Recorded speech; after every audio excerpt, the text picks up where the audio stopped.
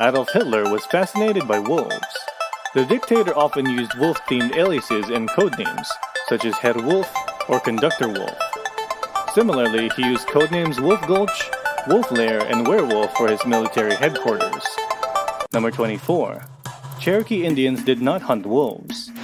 The Cherokee Indians believed that once you kill a wolf, its brothers might take revenge. Following this belief, they would discard weapons that had been used to kill wolves. Number 25. The wolf is a common image in Roman mythology.